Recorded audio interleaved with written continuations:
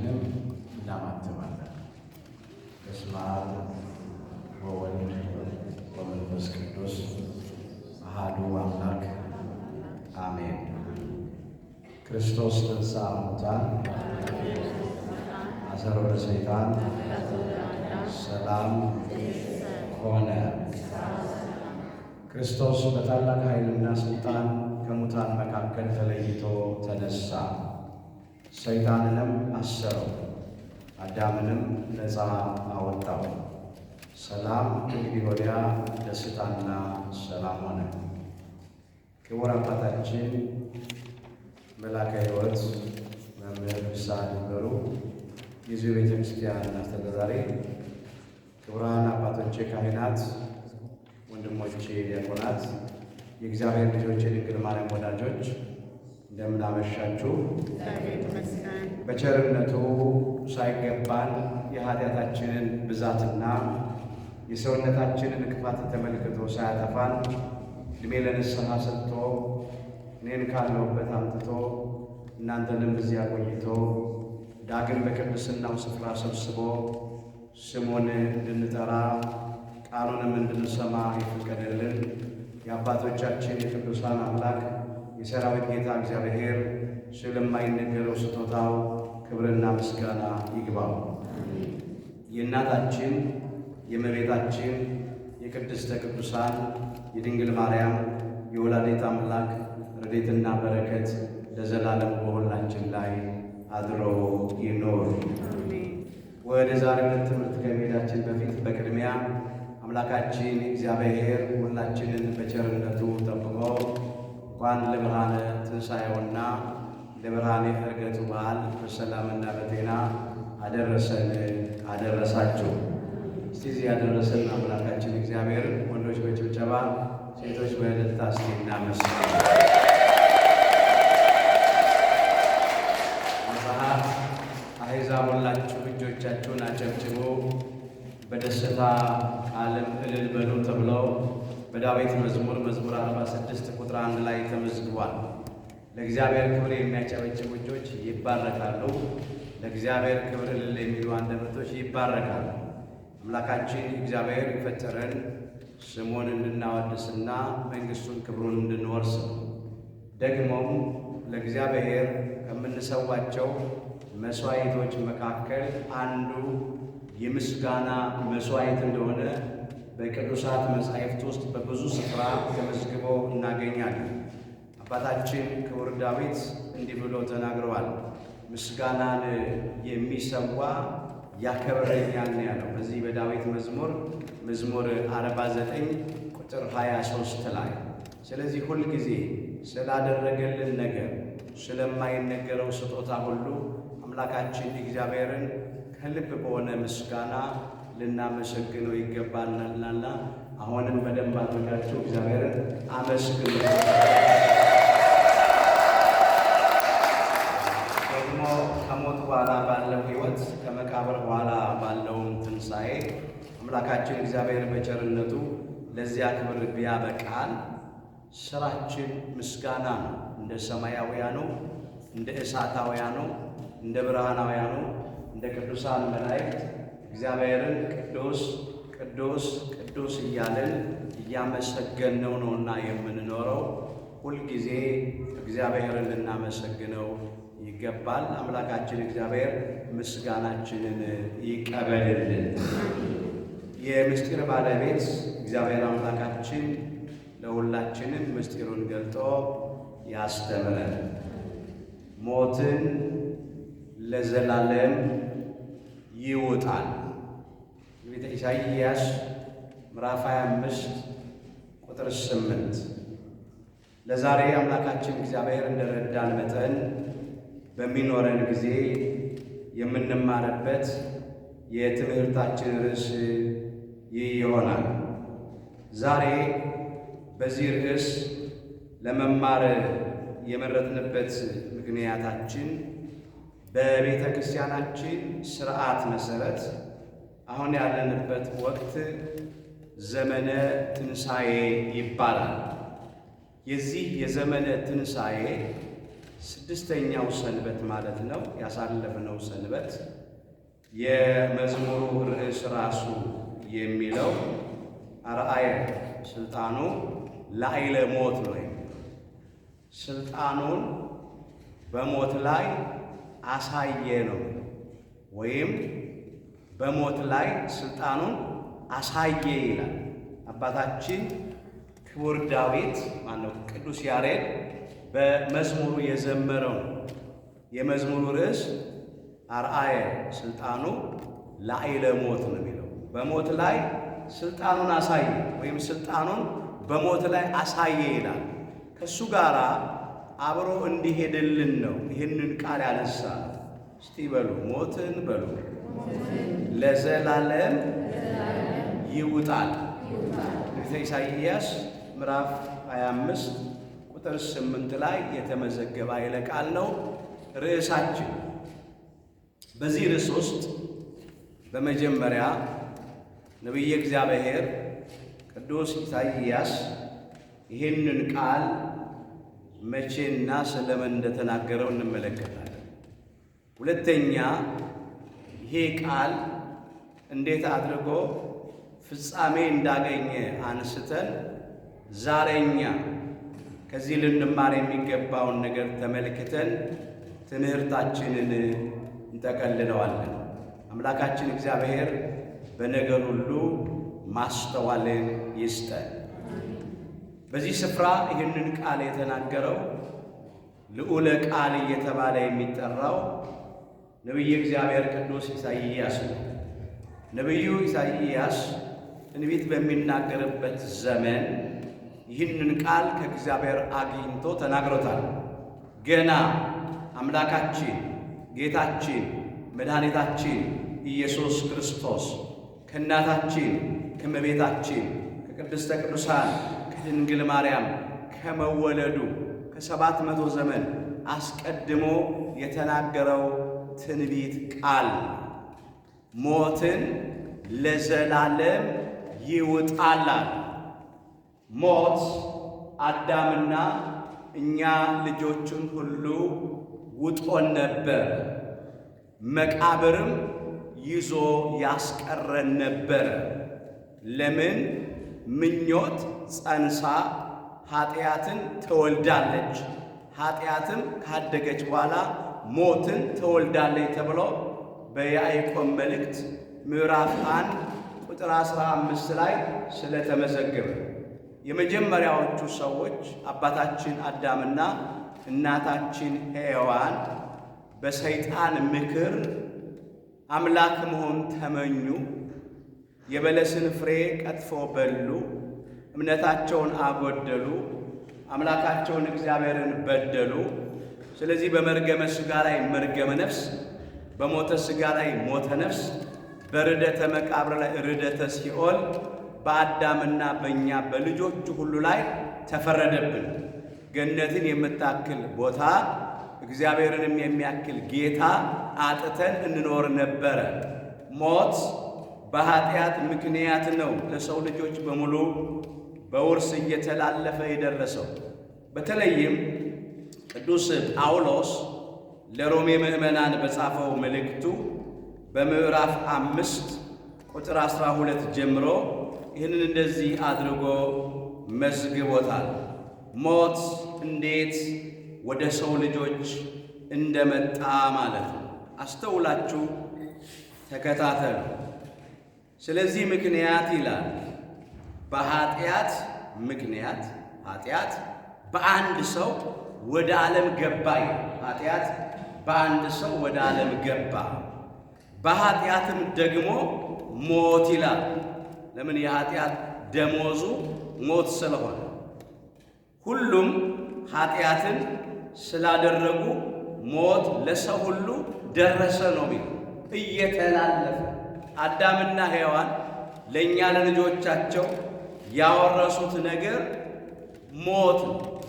ሌላ በጎ ነገር አላወረሱንም። ያወረሱን ሞት ነው። ሞት በውርስ እየተላለፈ በሰው ልጆች ሁሉ ላይ ሰልጥኖ ነግሶ ይኖር ነበር።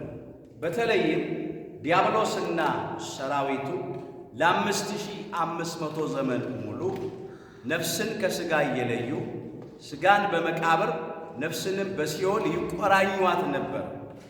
ማንም ከዚህ ሊያድነን አልተቻለውም ነበረ። ለዚህ ነው ነቢዩ ኢሳይያስ ይህንን ቃል አስቀድሞ የተናገረው፣ ሞትን ለዘላለም ይውጣል አለ። ስለ አምላካችን ስለ ጌታችን ስለ መድኃኒታችን ስለ ኢየሱስ ክርስቶስ የተናገረው ቃል ነው።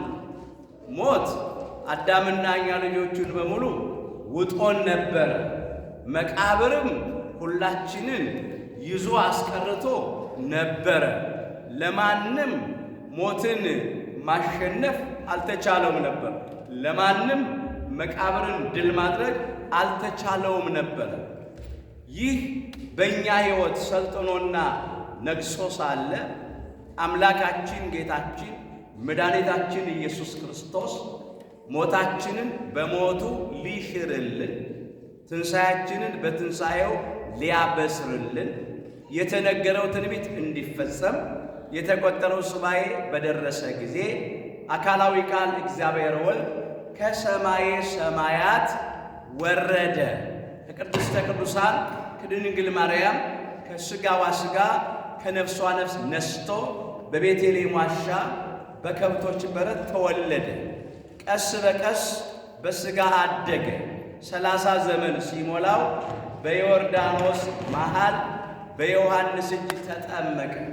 ሳይውል ሳያድር ዕለቱን ወደ ገዳመ ቆሮንቶስ ገብቶ 40 ቀን 40 ሌሊት ከጾመ ከጸለየ በኋላ ከዲያብሎስ ተፈትኖ ዲያብሎስን ድል አድርጎ ዲያብሎስን ድል የምናደርግበትን ኃይል ለእኛ ለልጆቹ ካደለን በኋላ እነሆ በዚህ ምድር እየተመላለሰ ሕሙማነ ሥጋን በእጁ ተአምራት ሕሙማነ ነፍስን በቃሉ ትምህርት ከፈወሰ በኋላ በጸሎተ ሐሙስ ምሽት በፈቃዱ ታልፎ ተሰጠ።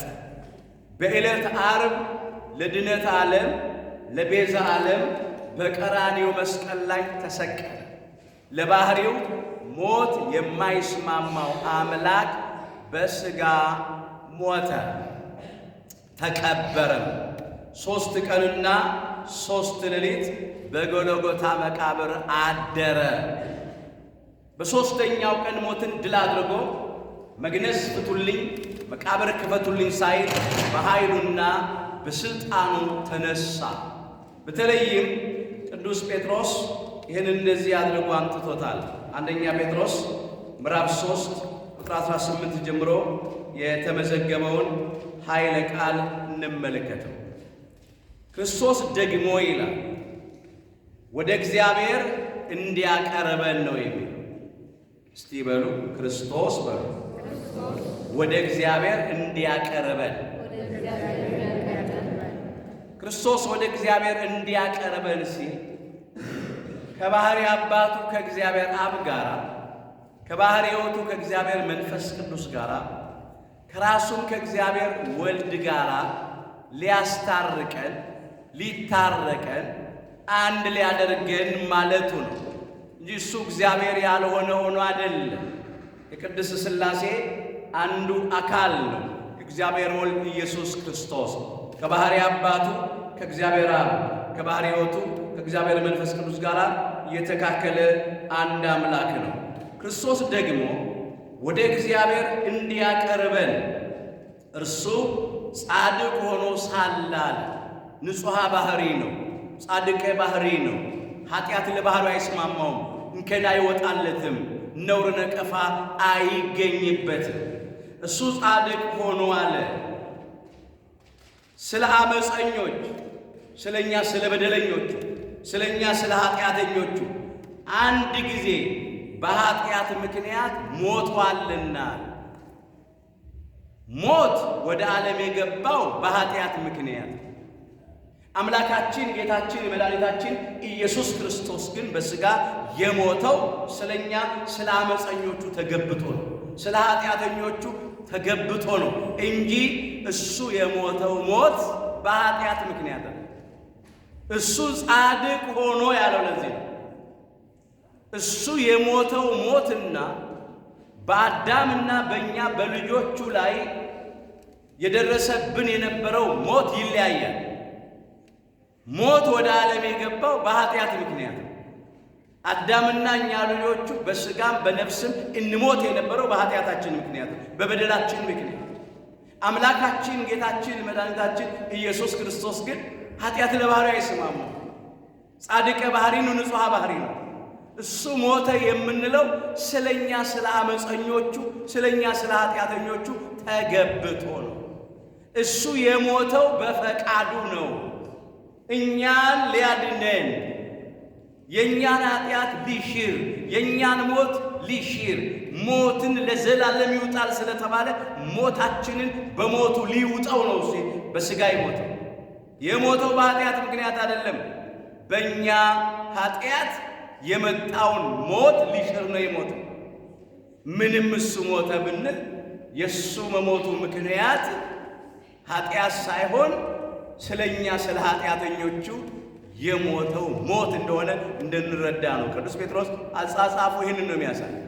ክርስቶስ ደግሞ ወደ እግዚአብሔር እንዲያቀርበን እርሱ ጻድቅ ሆኖ ስለ አመፀኞች ስለ በደለኞቹ ስለኛ በኃጢአት ምክንያት አንድ ጊዜ ሞቷልና፣ የሞተው በፈቃዱ ነው። የሞተው አንድ ጊዜ ነው። የሞተው ደግሞ ስለኛ ስለ አመፀኞቹ ተገብቶ ነው። በሥጋ ሞተ ይላል፣ በመንፈስ ግን ሕያው ሆነ ይላል። የሞተው በሥጋ ነው። ለምን? በባህርየ መለኮቱ ሞት የለበትም። ሞት ለባህሪው አይስማማውም። እግዚአብሔር መንፈስ ነው፣ የሚሰግዱለትም በእውነትና በመንፈስ ሊሰግዱለት ያስፈልጋቸዋል ይላል። እዚህ የዮሐንስ ወንጌል ምዕራፍ 4 ቁጥር 24 ላይ የተመዘገበ ይለቃል። እግዚአብሔር መንፈስ አይጨበጥም፣ አይዳሰስም፣ አይታይም። ረቂቅ አምላክ ነው እግዚአብሔር መንፈስ። የሚሰግዱለትም በእውነትና በመንፈስ ሊሰግዱለት ያስፈልጋቸዋል ያለ በሥጋ ሞት አለና በመንፈስ ግን ሕያው ሆነ አለ። መንፈስ ያለው መለኮታዊው ባህሪውን ነው፣ በመለኮታዊ ባህሪው ሞት ስለሌለበት።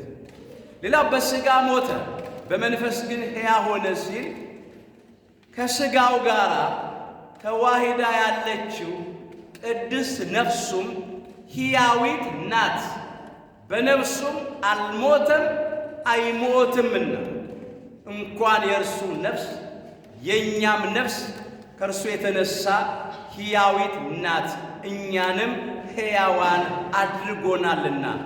ሞተ የምንለው በሥጋ ነው፣ በነፍሱ ግን ሕያው ነው።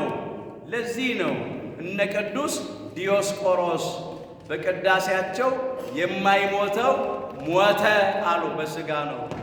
ሞትን ይሽረው ዘንድ ሞተ በሥጋ፣ ሙታንን ያድን ዘንድ ሞተ በሥጋ እያሉ አምላካችን እግዚአብሔርን ያመሰገኑት ማለት ነው።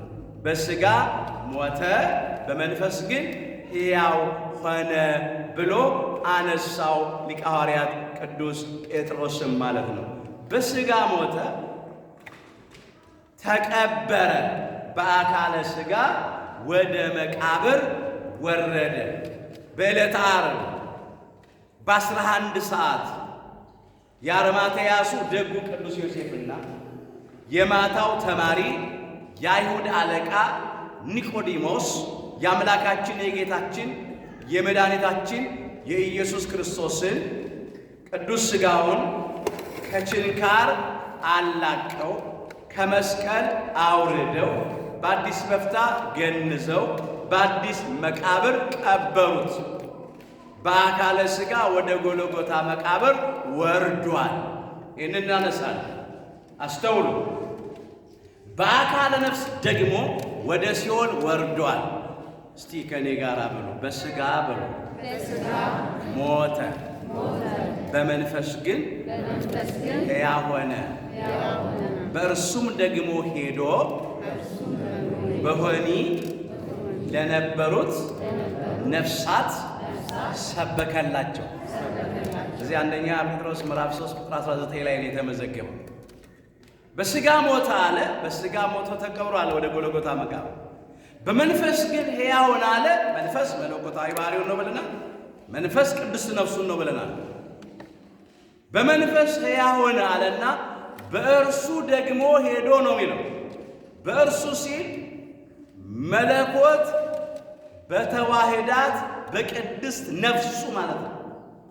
መለኮት ከቅድስት ነፍሱም ጋር በተዋሂዶ ነበረች። መለኮት ከቅዱስ ሥጋው ጋራም በተዋሂዶ ነበረ በመቃብር። መለኮት ከቅዱስ ሥጋውም አልተለየም። መለኮት ከቅድስት ነፍሱም አልተለየም። በእርሱም ደግሞ ሄዶ ሲል መለኮት በተዋሃዳት በቅድስት ነፍሱ ሄደ። ወዴት ነው ሄደው? ወደ ሲኦል ሄደ። በወህኒ ለነበሩት ነፍሳት ሰበከላቸው። ወህኒ ያለው ሲኦልን ነው። ነፍሳት እንታሰር የነበረበትን እስር ቤት ማለት ነው። እንዲህ ያለ አባታችን ክቡር ዳዊት ይዘምር ነበር። እስቲ በሉ አቤቱ በሉ ስምህን አመሰግን ዘንድ ነፍሴን ከወህኒ አውጣት። የዳዊት መዝሙር 141 ቁጥር 7። ለጊዜው አባታችን ክቡር ዳዊት ይሄንን ስለራሱ ዘምሮታል። በተለይም ንጉሡ ሳኦል ሊገድለው በሚያሳድደው ጊዜ የተናገረው ቃል ነው። ከዋለበት አላሳድር ሲለው፣ ካደረበት አላሱር ሲለው፣ በመከራው ጊዜ በጭንቁ ጊዜ ከእንባ ጋር ወደ እግዚአብሔር የጸለየው ጸሎት ነው፣ የዘመረው ዝማሬ ነው። አቤቱ አለ ስምህን አመሰግን ዘንድ ነፍሴን ከወህኒ አውጣት፣ ከዚህ ጭንቅ ገላግለኝ ነው። ሳኦል ቀንቶበት ክቡር ዳዊትን ሊገድለው ያሳድደው ነበር። ያኔ ክቡር ዳዊት ታናሽ ብላቴና ነው፣ የበጎች እረኛ ነው። ሳኦል ደግሞ ንጉሥ ነው፣ በዙፋን ላይ ይቀመጣል፣ በቤተ መንግሥት ይኖራል። በተለይም ክቡር ዳዊት የእስራኤላውያንን ጠላት የፍልስጤማውያንን ራስ ጎልያድን በአንድ የወንጭፍ ድንጋይ ስም እግዚአብሔር ጠርቶ ድል ባደረገ ጊዜ የእስራኤል ሴቶች እንዲህ እያሉ ዘመሩ። ሳኦል 1000 ገደላሉ፣ ዳዊት ግን 1000 ገደላሉ። 1000 ማለት 10,000 ማለት ነው። ያን ጊዜ ሳኦል በልቡ ቅናት ገባ። ለእኔ ለንጉሡ አለ 1000 ብቻ ሰጡኛል፣ ለእረኛው ለብላቴናው ለዳዊት 1000 ሰጡታል። እንግዲህ ስም ብቻ ነው የቀረኝ፣ እኔ ንጉሥ ተባልኩ እንጂ ክብሩን ሁሉ ያ እረኛው ታናሹ ብላቴና ወሰደብኛል። አያድርስ ነው ደግሞ ንጉሥ በእረኛ ሲቀና። ንጉሡ ሳኦል በእረኛው በዳዊት ቀናና ከዚያ ሰዓት አንስቶ ሊገድለው ያሳድደው ነበር። ያን ጊዜ እንዴት አድርጎ ይኖር? እስቲ በዓይነ ሕሊናችሁ አስቡ። በአንድ ሀገር ውስጥ ንጉሥ እረኛን ጠልቶ በእረኛ ቀንቶ እረኛን ሊገድል ሲያሳድድ ምን መጠጊያ አለው? ምስኪን። ስለዚህ አቤቱ ስምን አመሰግን ዘንድ ነፍሴን ከወህኒ አውጣት እያለ ክቡር ዳዊት ተማጸነ። እግዚአብሔርም ከሳኦል እጅ አድኖታል፣ ታድጎታል፣ ሰውሮታል። ፍጻሜው ግን የአዳምና የኛ የልጆቹ ጩኸት ነው። ይሄንን ጩኸት የጮኸው ይሄን ጸሎት የጸለየው አባታችን አዳም ነው። ምን ነበረ አባታችን አዳም? አቤቱ ስምህን አመሰግን ዘንድ ነፍሴን ከወህኒ አውጣት። ከየት ወህኒ ቤት? ከሲኦል ወህኒ ቤት አውጣት። አውጣን ነው ሁላችን። ከዲያብሎስና ከሰራዊቱ እጅ አድናት። ከዲያብሎስና ከሰራዊቱ እጅ ሁላችንን አድነን ነው። ይሄ ነበረ ፍጻሜው። ስለዚህ አምላካችን እግዚአብሔር የአዳምና የልጆቹን ጸሎት ተቀብሎ ደጅና ጥናት ተቀብሎ አዳምና ልጆቹን ነፍሳትን በሙሉ ከሲኦል ከባርነት ቤት ነፃ አወጣን፣ ከእስራታችን ፈታን፣ ቀንበራችንን ሰበረ፣ ወጥመዳችንን በጣጠሰ። በአካለ ነፍስ ወደ ሲኦል ወህኒ ቤት ሄዶ የምስራችን ሰበከ፣ ነፃነትን ሰበከ፣ ሰላምን ሰበከ። ሰላም ለእናንተ ይሁን ብሎ ነፍሳትን ከሲኦል ወህኒ ቤት ነፃ አወጣ። ክብር ምስጋና ለአምላካችን ለጌታችን ለመድኃኒታችን ለኢየሱስ ክርስቶስ ይሁን። ይህንን ማለት ነው። በእርሱም ደግሞ ሄዶ በወህኒ ለነበሩት ነፍሳት ሰበከላቸው ያለው ይሄንን ነው። ራሱ የዕለቱ ምስባክ ይሄንን ያነሳው ክቡር ዳዊት ሲዘምር ማለት ነው። የናሶቹን ደጆች ሰብሯልና አለ። የናሶቹን ደጆች ሰብሯል። በዚህ በዳዊት መዝሙር 116 ቁጥር 18 ላይ የተመዘገበ ኃይለ ቃል የናሱን ደጆች ሰብሯል። ለምን? እኛ በሲኦል ወህኒ ቤት ተዘግቶብን ስለነበረ ማለት ነው። ታስረን ነበረ ማለት ነው። ማንም ከዚያ ሊያድነን አልተቻለውም ነበረ። ወጥመድ ተሰበረ፣ እኛም አመለጥን ያለው ክብር ወጥመዳችንን የበጣጠሰው ከእስራታችን የፈታው አምላካችን ጌታችን መድኃኒታችን ኢየሱስ ክርስቶስ ነው። በአካለ ነፍስ ወደ ሲኦል ወረደ። ነፍሳትን ከሲኦል ከባርነት ቤት ነፃ ያወጣች ነፍስ ናት።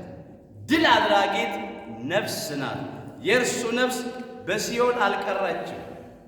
ነፍሳትን ማርካ ይዛ ከሲኦል አውጥታለች እንጂ። በእርሱም ደግሞ ሄዶ በወህኒ ለነበሩት ነፍሳት ሰበከላቸው ያለው ይሄ። በአካለ ሥጋ ወደ መቃብር ወርዷል ነው ያልነው። 3 ቀን 3 ሌሊት በጎልጎታ መቃብር ካደረ በኋላ ሞትን ድል አድርጎ መግነዝ ፍቱልኝ፣ መቃብር ክፈቱልኝ ሳይል በኃይሉና በሥልጣኑ ደግሞ ተነስቷል። እንዲህ እንዳለ ቅዱስ ጳውሎስ ሲመዘግብ መጽሐፍ እንደሚል ይላል፣ ክርስቶስ ስለ ኃጢአታችን ሞተ ይላል። እኛን ሊያድነን ስለ እኛ ኃጢአት ማለት ነው። ተቀበረም ይላል።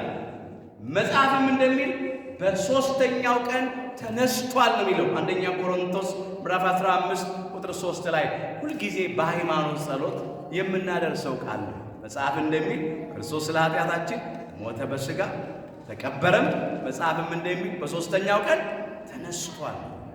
3 መዓልት 3 ሌሊት በመቃብር ካደረ በኋላ ሞትን ድል አድርጎ ተነስቷል። ክፉዎች ክርስቶስን በግፍ ሰቀሉ፣ ገደሉ። ደግሞ እንዳይነሳ መቃብሩን በሰራዊትና በመሳሪያ ኃይል አስጠበቁ። የእኛ አምላክ ግን ሕይወት ስለሆነ ሞት አላሸነፈው፣ ትንሣኤም ስለሆነ መቃብር ይዞ አላስቀረውም። እንዲህ ብሎ ነበራ በመዋዕለ ስብከቱ አነ ውእቱ ትንሣኤ ወሕይወት ነው ያለው። ትንሣኤና ሕይወት እኔ ነኝ ነው ያለው። የዮሐንስ ወንጌል ምዕራፍ 11 ቁጥር 25 ላይ ትንሣኤና ሕይወት እኔ ነኝ። ሕይወት መሆኑን ሞትን ድል አድርጎ አሳየ። ትንሣኤ መሆኑን መቃብርን ድል አድርጎ አሳየ። ለጊዜው ይህንን ቃል የተናገረው የማረታንና የማርያምን ወንድም አልዓዛርን ከመቃብር ሊያስነሳ ባለ ጊዜ ለማረታ የተናገረው ቃል ነው። ትንሣኤና ሕይወትን የነኛል። ፍጻሜው ግን ሕይወት መሆኑን ሞትን አሸንፎ አሳየ። ትንሣኤ መሆኑን መቃብርን ድል አድርጎ አሳየ። እሱ ሕይወት ስለሆነ ነው ሞት ያላሸነፈ። ትንሣኤም ስለሆነ ነው መቃብር ይዞ ያላስቀረ። ያልታደሉ ክፉዎቹ ሕይወትን ገደልናሉ ሞት የሚያሸንፈው መስሏቸው። ትንሣኤ ደግሞ እንዳይነሳ በሰራዊት ኃይል ወይም በመሳሪያ ኃይል አስጠበቁ። ትንሣኤ እንዳይነሳ ለማድረግ ግን ትንሣኤን መቃብር አልያዘው። ቅዱሳን መላእክትም ለቅዱሳት አንስት ትንሣኤውን ሲያበስሩ እንዲህ ነው ያሉት፣ ሕያውን አምላክ ከሙታን መካከል ስለምን ትፈልጉታላችሁ?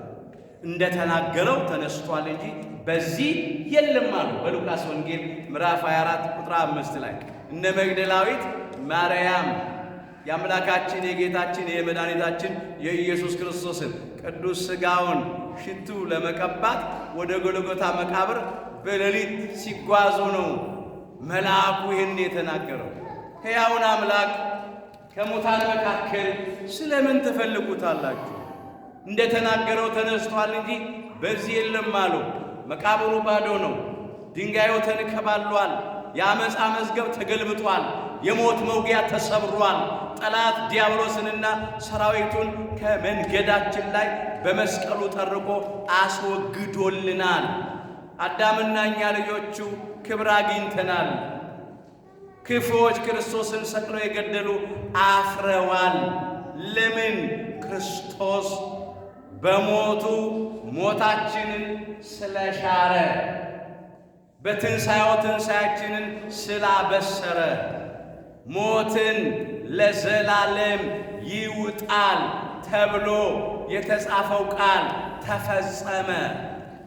ነቢየ እግዚአብሔር ቅዱስ ሆሴዕም እንዲህ እያለ አስቀድሞ ተናግሮ ነበረ። ከሞት እጅ እታደጋቸዋለሁ፣ ከሲኦልም እቤዣቸዋለሁ። ሞት ሆይ መውጊያ ወዴት አለ? ሲኦል ሆይ ድል መንሳት ወዴት አለ? ተብሎ ተነግሮ ነበረ። ትንቢተ ሆሴዕ ምዕራፍ 13 ቁጥር 14 ጀምሮ ከሞት እጅ እታደጋቸዋለሁ። ስለ አዳምና ስለኛ ስለ ልጆቹ የተነገረ ቃል። ከሲኦልም እቤዣቸዋለሁ አለ። ከሞት ወደ ሕይወት፣ ከጨለማ ወደሚደነቅ ብርሃን፣ ከሲኦል ወደ ገነት ያሻግረን ዘንድ ነበረውና ነው። ሞት ሆይ መውጊያ ወዴት አለ? ሲኦል ሆይ ድል መንሳት ወዴት አለ? የተባለው ቃል ተፈጸመ። ሞት እኛን ውጡ አስቀርቶ ስለነበር ወደ ሲኦል እንጋዝ ነበር። መቃብርም ይዞ ያስቀረን ነበር። አምላካችን ጌታችን መድኃኒታችን ኢየሱስ ክርስቶስ ሞታችንን በሞቱ አጠፋ፣ ሞታችንን በሞቱ ሻረ። ይሄ ነው የተፈጸመው። ሞትን ለዘላለም ይውጣል ማለት ነው። ያጠፋል፣ ያስቀራል፣ ይሽራል ማለት ነው። ጌታ እግዚአብሔር ከዓይን ሁሉ ላይ እንባን ያብሳል ይላል። የሰውን የሕዝቡን ስድብ ሁሉ ያረቃል ይላል። አዳምና እኛ ልጆቹ በሙሉ አልቃሾች ነበርን፣ ሐዘንተኞች ነበርን። ከዓይኖቻችን ላይ እንባችንን አበሰ፣ ሐዘናችንን ለደስታ ልቅሷችንን ለሳቅ ቀየረ። ከሕዝቡ ሁሉ ላይ ስድብን ነቀፌታን ያስወግዳል አለ ነቢዩ። ስድብ ነበረብን፣ ነቀፌታ ነበረብን። የእኛን ስድብ ሊያርቅ ተሰደበልን፣ የእኛን ነቀፌታ ሊያስወግድ ተነቀፈልን፣ ጸጋውን ሊያለብሰን ርቃኑን ዋለልን፣ ሊፈውሰን ቆሰለልን። እንዲህ ነው ያለው ነቢዩ ኢሳይያስ። እስቲ በሉ በእርሱ ቁስል በሉ እኛ ተፈወስን። ትንቢተ ኢሳይያስ ምዕራፍ 53 ቁጥር 5 ላይ የተመዘገበ ይልቃል። በእርሱ ቁስል እኛ ተፈወስን አለ። መቼስ ቁስል ነው። እንዲያውም የሚተላለፍ ከሆነ ወደ ጤነኞችም ሰዎች ይተላለፋል። በቁስል አማካኝነት በሽታ ማለት ነው።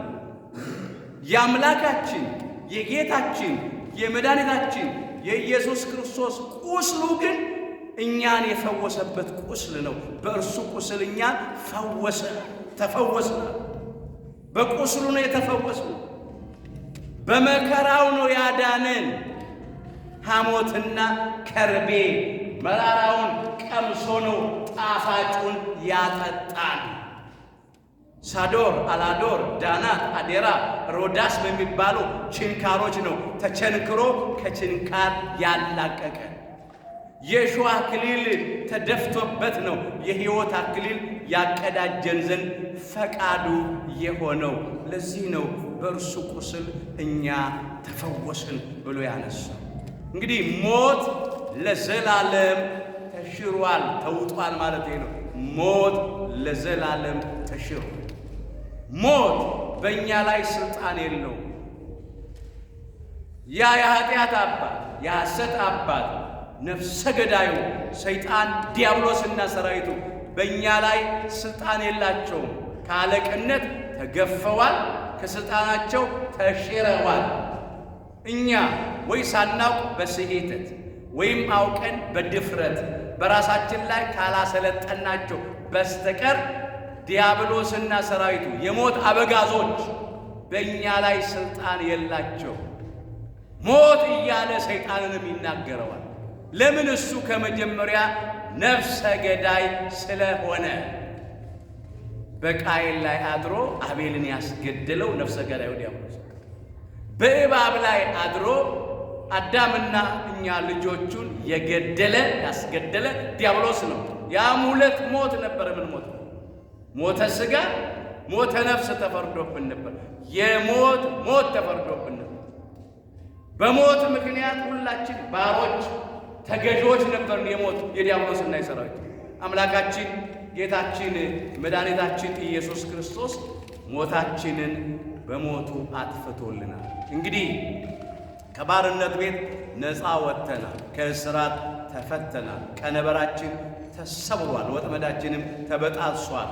ለዚህ ነው አሁን ይሄ የትንሣኤው ሰላምታ ሁል ጊዜ የምንለው ይህንን ነው። ክርስቶስ ተንሥአ እሙታን እንላለን። ክርስቶስ ከሙታን ተነሳ በአብይ ኃይል ወስልጣን፣ በታላቅ ኃይልና ስልጣን ነው የምንለው። በታላቅ ኃይልና ስልጣን የማንንም እርዳታ፣ እገዛ፣ ድጋፍ ሳይሻ ማለት ነው። በታላቅ ኃይልና ስልጣን ከሙታን ተለይቶ ተነሳ ነው የምንለው። አሰሮ ለሰይጣን፣ ሰይጣንን አሰረው ነው የምንለው። አግዓዞ ለአዳም፣ አዳምን ደግሞ ነፃ አወጣው ነው የምንለው። ይሄ ሞትን ስለሻረ እኮ ነው። አራየ ስልጣኑ ላይ ለሞት ስላለ ነው። በሞት ላይ ስልጣኑን አሳየ። ስልጣኑ በሞት ላይ አሳየ ስላለ እኮ ነው። አግዓዞ ለአዳም፣ አዳምን ነፃ አወጣው።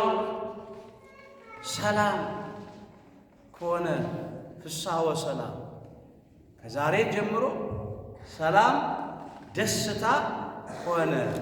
ሰላም እሚሴስ ሆነ ፍስሐ ወሰላም፣ ሰላም ሆነ። እንግዲህ ነፃ ወጥተናል። ሞተን ነበር፣ ሕያዋን ሆነናል። ታስረን ነበረ፣ ተፈተናል። አሁን እንዴት እንነው? ትንሣኤውን ስናከብር እንዴት እንነው? ይህም ብቻ ተናግረን እንደምንተው የታሪክ ሰዎች መሆናቸው። አሁን ወደ ራሳችን ሕይወት እናመጣዋለን። ሞት ተውጧል፣ ሞት ተሽሯል። ዲያብሎስና ሰራዊቱ ከመንገዳችን ላይ ተወግደዋል፣ ከስልጣናቸው ተሽረዋል፣ ካለቅነታቸው ተገፈዋል። በእኛ ላይ አሁን ስልጣን የላቸው። እንዴት እንነው? እንዲህ ይላል መጽሐፉ። ከኔ ጋር በሉ በነፃነት ልንኖር ክርስቶስ ነፃነት አወጣ። እንግዲህ ጸንታችሁ ቁሙ፣ እንደገናም በባርነት ቀንበር አትያዙ። ቅዱስ ጳውሎስ በገላትያ መልእክቱ ምዕራፍ 5 ቁጥር 1 ላይ ይህንን ቃል መዝግቡታል። በነፃነት ልንኖር አለ። ክርስቶስ ነፃነት አወጣን። የዲያብሎስና የሰራዊቱ ባሮች ነበርን፣ ነፃ አውጥቶናል። የኃጢአት ባሮች ነበርን፣ በመርገመ ሥጋ በመርገመ ነፍስ ተይዘን ነበር፣ ነፃ አውጥቶናል። የሞት ባሪያዎች ነበርን፣ ሞት የዋጠን ነበርን፣ በመቃብር ተይዘን የምንቀር ነበርን። አሁን ከሞት ወደ ሕይወት ተሻግረናል፣ ከመቃብርም ደግሞ ወጥተናል። ለምን? የእርሱ ትንሣኤ የእኛ ትንሣኤን ያስረዳልና። እሱ ተነሳ ሙታንንም ሁሉ አስነሳ እያልን ነበረ ስንዘምር የከረምነው ስናመሰግን የከረምነው የእርሱ ትንሣኤ የእኛንም ትንሣኤ ስለሚያስረዳ ማለት ተነስተናል። በነፃነት ልንኖር ክርስቶስ ነፃነት አወጣን። እንግዲህ ጸንታችሁ ቁሙ፣ በሃይማኖት መጽናት፣ ምግባርን ማቅናት፣ እንደገናም በባርነት ቀንበር አትያዙ ነው። አደራችሁ ትንሣኤውን ስናከብር ሞተን እንዳይሆን ሕያዋን ሆነን ነው ማክበር ያለብን። ተነስተናል ስንል አንደኛ በክርስቶስ ትንሣኤ እንነሳለን። በሱ ትንሣኤ ተነስተናል። ተስፋ ትንሣኤ ሙታን አለንና ነው የሚለው። ከሞት በኋላ ሕይወት አለ። ከመቃብር በኋላ ትንሣኤ አለ። ሞተን ፈርሰን በስብሰን አንቀርም። ምን አለ ክርስቶስ? አስቀድመን ያነሳነውን ቃል እንደገና እንጠቁመው። ትንሣኤና ሕይወት እኔ ነኝ አለና ክርስቶስ የሚያምንብኝ አለ። እስቲ በሉ በደንብ በሉት። የሚያምንብኝ በሉ። ቢሞት እንኳን ሕያው ይሆናል። ይሄ የተሰጠን ተስፋ። የሚያምንብኝ ቢሞት እንኳን ሕያው ይሆናል። ለእኛ ትንሣኤ እሱ በኩር ነው። ለእኛ ትንሣኤ እሱ አብነት ነው። በእርሱ ካመንን እኛም ብንሞት እንኳን ሕያዋን እንሆናለን። በሥጋ ብንሞት በነፍስ አንሞት። አንድ ጊዜ ብንሞት ሁለተኛ አንሞት። በሥጋ ብንሞት ብንቀበር፣ በመቃብር ብንፈርስ ብንበሰብስ ፈርሰን በስብሰን አንቀርም። የመቃብር አዝመራዎች ነን። እሱ እንደተነሳ እኛም በትንሣኤ ዘጉባኤ በመጨረሻው ቀን እንነሳለን። የሁላችንን ትንሣኤ የክብር ያድርግልን። ቅዱስ ጳውሎስ ይህን ነገር እንዲህ አድርጎ አምጥቶታል። አንደኛ ቆሮንቶስ ምዕራፍ 15 ቁጥር 20 ላይ አሁን ግን ክርስቶስ ላንቀላፉት በኩራት ሆኖ ከሙታን ተነስቷልና ይላል። አሁን ክርስቶስ ላንቀላፉታል። እንቅልፍን እንዳታስቡ። ያንቀላፉ እንደሚነቁ የተኙ እንደሚነሱ ሙታን ይነሳሉ እንነሳልንና። አዎ በመቃብር ያንቀላፉ በሥጋ ሞተው የተቀበሩ ያንቀላፉ እንደሚነቁ ይነቃሉ ይነሳሉ ማለት ነው። አሁን ግን ክርስቶስ ላንቀላፉት በኩራት ሆኖ ከሙታን ተነስቷል። በኩር ማለት ቀዳሚ የመጀመሪያ ማለት ነው። ለእኛ አብነታችን ነው የእሱ ትንሣኤ። ይህንን ያመለክታል። ሞት በሰው በኩል ስለመጣ ይላል። እስቲ በሉ ሞት በሉ በሰው በኩል ስለመጣ ትንሣኤ ሙታን በሰው በኩል ሆኗልና። ሞት በመጀመሪያው ሰው በአዳም በኩል መጣ፣ በፍጥሩ በአዳም በኩል መጣ። ስለዚህ ሞት በአዳምና በልጆቹ ላይ ሰለጠነ፣ ነገሰ። ሞት ሁላችንን ይውጠን ነበር፣ መቃብርም ይዞ ያስቀረን ነበር። ሞት በሰው በኩል ስለመጣ አለና ትንሣኤ ሙታን ደግሞ የሙታን መነሳት ደግሞ በሰው በኩል ሆኗል አለ። ሰው በሆነ አምላክ በዳግማዊው አዳም በአምላካችን በጌታችን በመድኃኒታችን በኢየሱስ ክርስቶስ በኩል ደግሞ ትንሣኤ ሙታን ሆኗል። አስተውሉ። አምላክ ሰው ሆኗል። ሰው አምላክ ሆኗል። ከኃጢአት በስተቀር በነገር ሁሉ አምላክ ሰው ሆኖ ሞታችንን በሞቱ ሽሮልናል፣ ትንሣኤያችንን በትንሣኤው አብስሎልናል። ለዚህ ነው ሞት በሰው በኩል ስለመጣ ትንሣኤ ሙታን ደግሞ በሰው በኩል ሆኗልና ይልና ይቀጥላል። ደግሞ ሁሉ ይላል በአዳም እንደሚሞቱ ሁላችን በአዳም ሞት በውርስ ተላልፎብን ነበር። ሁሉ በአዳም እንደሚሞቱ እንዲሁ ደግሞ ሁሉ በክርስቶስ ሕያዋን ይሆናሉና አለ። ስለዚህ ተነስተናል ስንል በተስፋ ያለውን ነገር የክርስቶስ ትንሣኤ የእኛን ትንሣኤ ያስረዳልና ከክርስቶስ ጋር አብረን ተነስተናል ማለት ነው።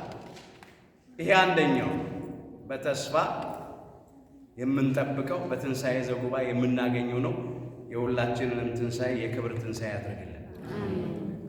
ሌላው ተነስተናል የምንለው ወንዶቹ በ40 ቀን ሴቶቹ በ80 ቀን ከማኅፀነ ዮርዳኖስ ከጸጋ መንፈስ ቅዱስ ዳግም በተጠመቅን ጊዜ የተነሳ ነው ትንሣኤ።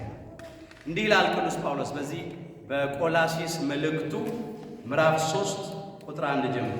እስቲ በሉት እንግዲህ በሉ ከክርስቶስ ጋር ከተነሳችሁ። ከክርስቶስ ጋር ምን ካላችሁ? ከተነሳችሁ። አንዱ በተስፋ ነው የተነሳ። ሁለተኛው ከክርስቶስ ጋር መነሳት ማለት ክርስቲያኖቹ ወንዶቹ በ40 ቀን ሴቶቹ በ80 ቀን ከማኅፀነ ዮርዳኖስ ከጸጋ መንፈስ ቅዱስ ዳግም በጥምቀት በመወለዳቸው በሜሮን በመቅበራቸው የአምላክን ቅዱስ ሥጋና ክቡር ደም በመቀበላቸው እግዚአብሔርን በልጅነት ክብር በማየታቸው ለመንግሥተ ሰማያት ክብር በመታጨታችን በዚህ በኩል ከክርስቶስ ጋር ተነስተናል። በክርስቶስ ክርስቲያን፣ በወልድ ውሉድ፣ በመንፈስ ቅዱስ መንፈሳውያን የተባልን ሁሉ ተነስተናል።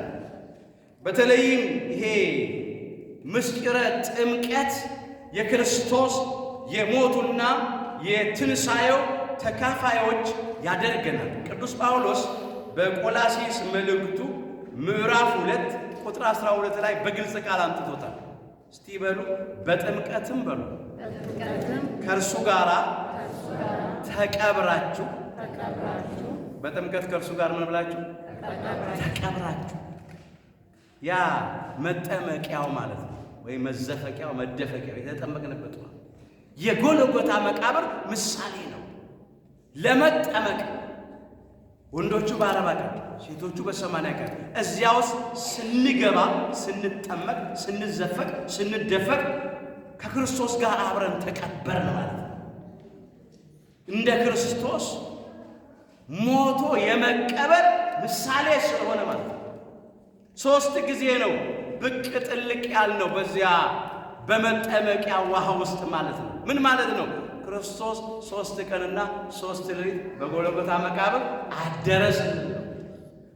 ከክርስቶስ ጋር በጥምቀት አብራችሁ ተቀብራችሁ አለ። ደግሞ በእርሱ በማመናችሁ ከእርሱ ጋር ተነሳችሁ። ሞትን ድል አድርጎ እንደተነሳ በማመናችን ከእርሱ ጋር አብረን ደግሞ ተነሳን። ከክርስቶስ ጋር መነሳት ማለት ይሄ ነው። በጥምቀት አብረን ተቀበርን። ተጠምቀን ስንወጣ ደግሞ ከእርሱ ጋር አብረን ተነሳን ማለት ነው። ባገኘነው ልጅነት በጥምቀት ባገኘነው ልጅነት ተነስተናል ክርስቲያኖች ስለተባለ አንዱ እሱ።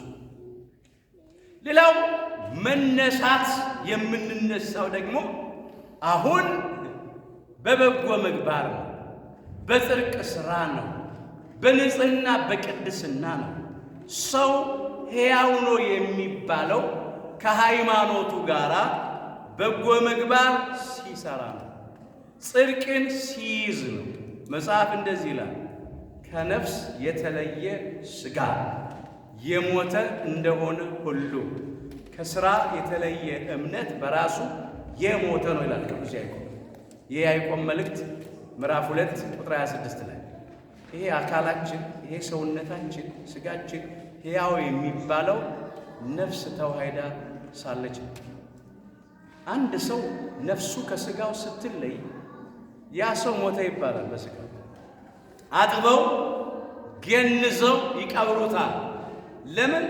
አካሉን ሥጋውን ሰውነቱን ሕያው ያደረገችው ከሱ ጋር ተዋሕዳ የነበረች ረቂቅ ነፍሱ ስለሆነች።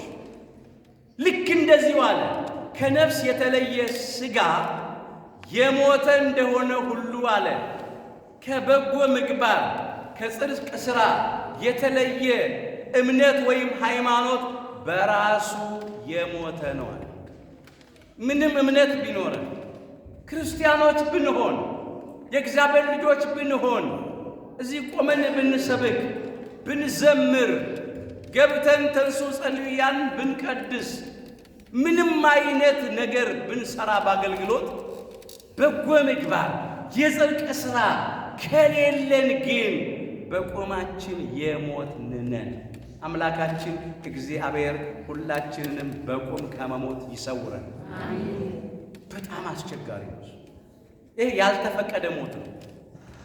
የነፍስ ከሥጋ መለየት የተፈቀደ ነው። ጊዜውን ጠብቆ ይመጣል። ለማንም አይቀርም።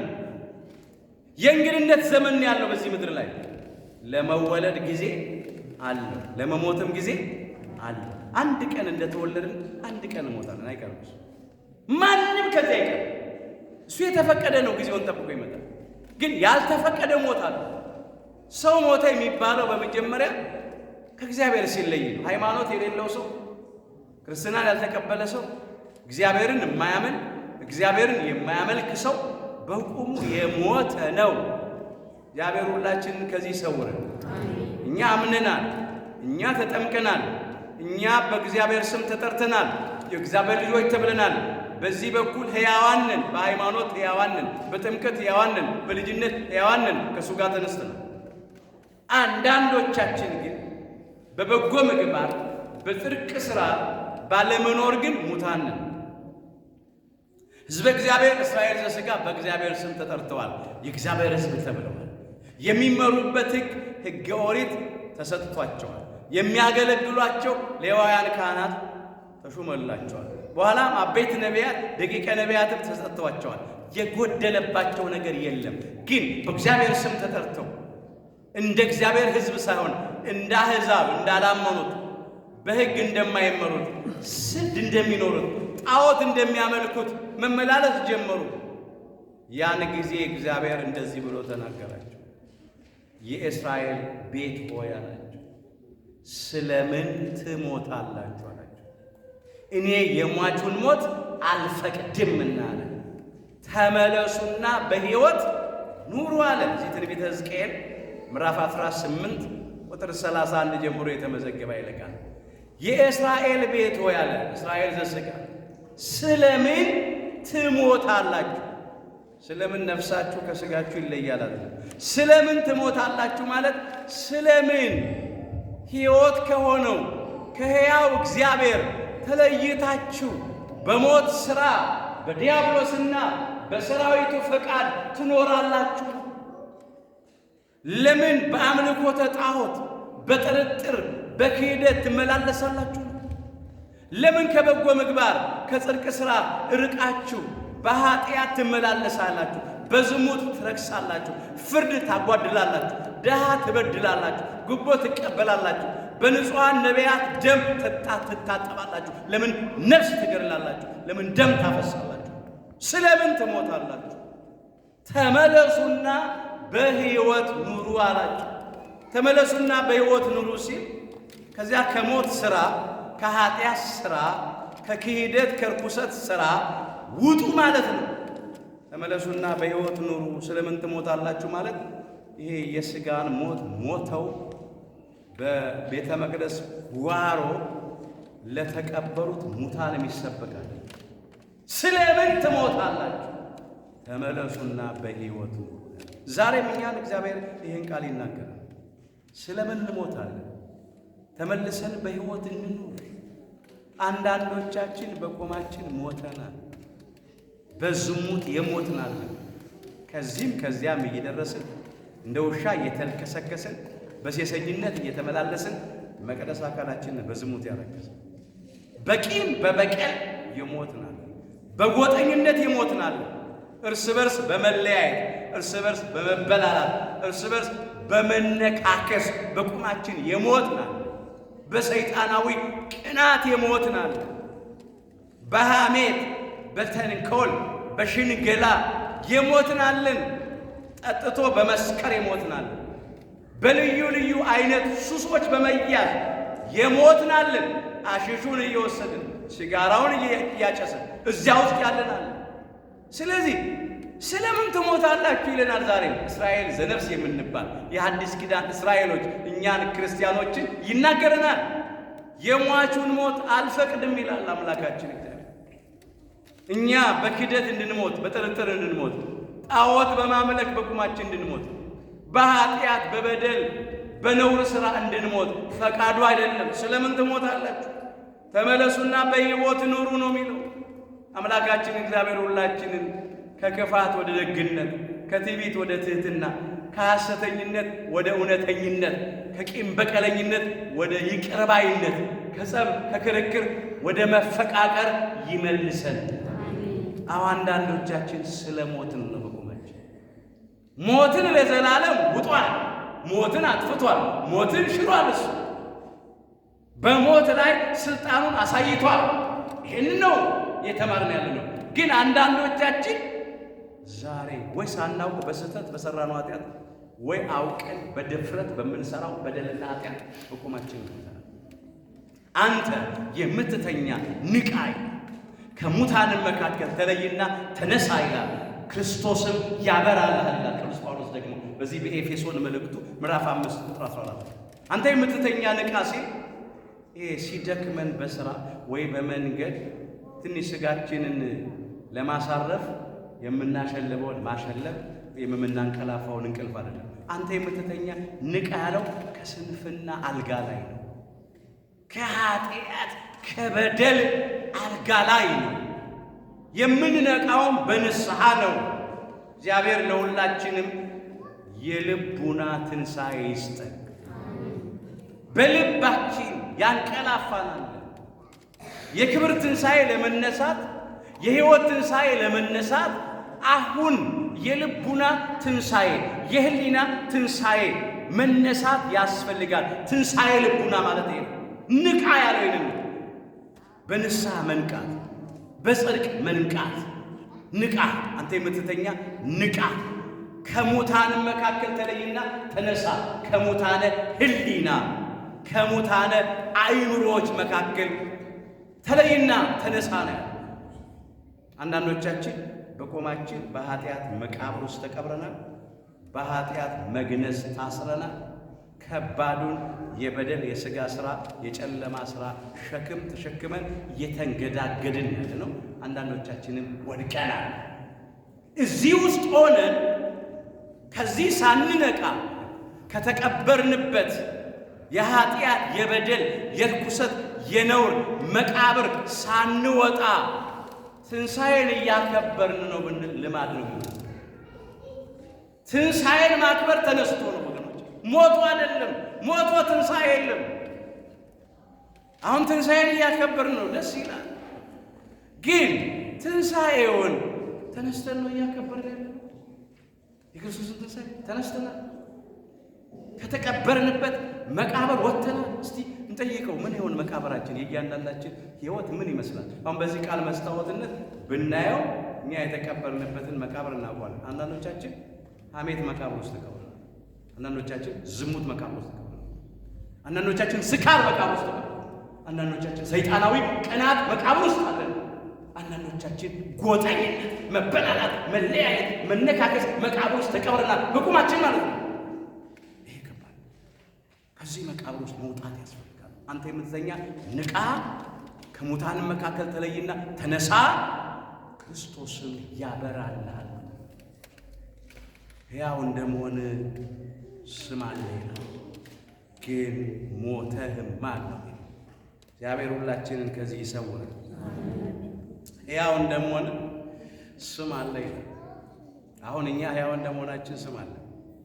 በክርስቶስ ክርስቲያን በወልድ ውሉድ ተሰይተናል፣ የእግዚአብሔር ልጆች ተብለናል። ስለዚህ ሕያው እንደመሆናችን ስም አለ። ግን አንዳንዶቻችን ሞተናል በቆማችን።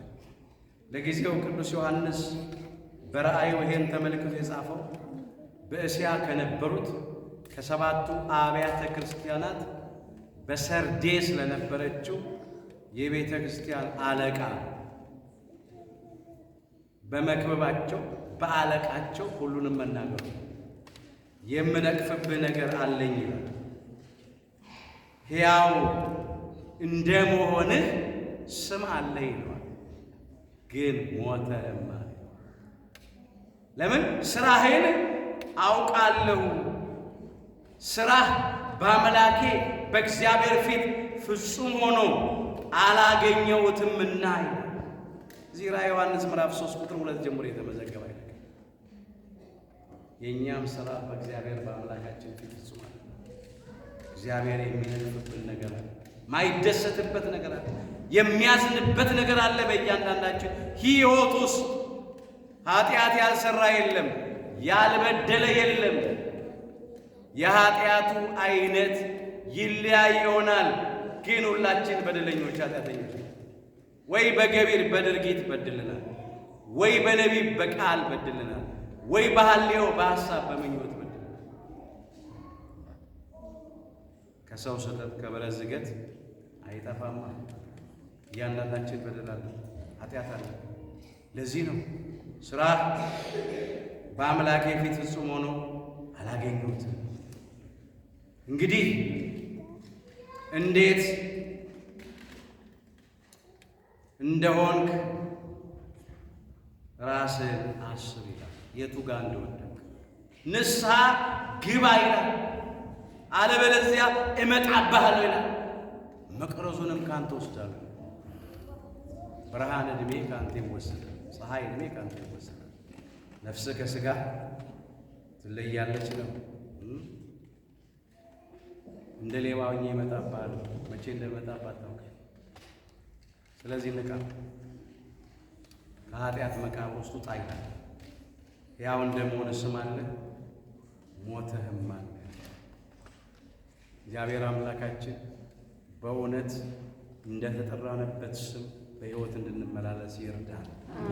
ክርስትና የሚጠሩበት ስም ብቻ አይደለም፣ ክርስትና የሚኖሩትን ሕይወት ነው። አንዳንዶቻችን ስማችን ክርስቲያኖች ነው፣ ስራችን የአሕዛብ። አሕዛብ አላመኑ፣ አልተጠመቁ፣ ስድ ነው የሚኖሩት፣ ያለ ሕግ ያለ ስርዓት ነው የሚመላለሱት። እኛ ደግሞ ክርስቲያኖች ነን፣ ሕግ አለን፣ ስርዓት አለን። ያውም ሕገ ልቡና ተሰጥቶናል። በመጀመሪያ በአበው ለሁላችን ተሰጥቶ ሕገ ልቡና ያልተሰጠው ሰው የለም። ሕሊና ላይ የተጻፈ ሕግ አለ። ክፉ ከማድረጋችን በፊት ያስጠነቅቃል። ክፉና ደጉን የምንለይበት፣ ክፉ ልናደርግ ስንል ይከለክላል። ክፉ ደግሞ አድርገን ከተገኘን በኋላ ይወቅሰናል፣ ይወቅሰናል። ያ የሚያሳየው ምንድን ነው? ልባችን ላይ የተጻፈውን ሕግ ያሳያል። ሕገ ኦሪት ተሰጥቶናል፣ ከሕግ ወደ ሕግ የተሻገረ እንደገና ሕገ ወንጌል ደግሞ ተሰጥቶልናል። ምንም የጎደለ የለም። ሊቃውንት አሉ፣ ቅዱሳት መጻሕፍት አሉ። በተሰጠን ሕግ መጠቀም አለብን። ሕይወታችንን ከአሕዛብ ጋር እናነጻጽረውና አንዳንድ ጊዜ ክፉ ባልንጀርነት መልካሙን አመል ያጠፋዋል ይላል ቅዱስ ጳውሎስ። እና የምንውላቸው ሰዎች፣ የምናያቸው ሰዎች፣ የምንሰማቸው ሰዎች በብዙ ርኩሰት በብዙ ጥፋት ውስጥ ስለሚያልፉ አንዳንዶቻችን ከእነሱ የወረስነው ነገር አለ እና አደራችሁ እንደተጠራንበት ሕያው ስም ሃይማኖት አጽንተን ምግባር አቅንተን ንስሐ የሚገባ ፍሬ አፍርተን በሕይወት እንድንመላለስ አምላካችን ሁላችንን በቸርነቱ ይርዳል። ከተቀበርንበት የጥርጥር፣ የክህደት፣ የኃጢአት፣ የዝሙት፣ የርኩሰት፣ የጨለማ ሥራ፣ የሥጋ ሥራ መቃብር ሁላችንን ያውጣል። ከታሰርንበት የኃጢአት ማሰሪያ፣ የበደል ማሰሪያ በአባቶቻችን በካህናቱ ላይ አድሮ ይፍታል። ሞትን ለዘላለም ይውጣል። ትንቢተ ኢሳይያስ ምዕራፍ 25 ቁጥር 8 እሱ የዋጠው ሞት እኛን እንዳይውጠን፣ እሱ የሻረው ሞት እኛን እንዳይገዛን፣ እሱ ያጠፋው ሞት እኛን እንዳያጠፋን በሕይወት እንድንኖር አምላካችን ሁላችንን በቸርነቱ ይርዳን። የሁላችንንም መጨረሻችን አምላካችን እግዚአብሔር በቸርነቱ ያሳምርልን። ይቆየን።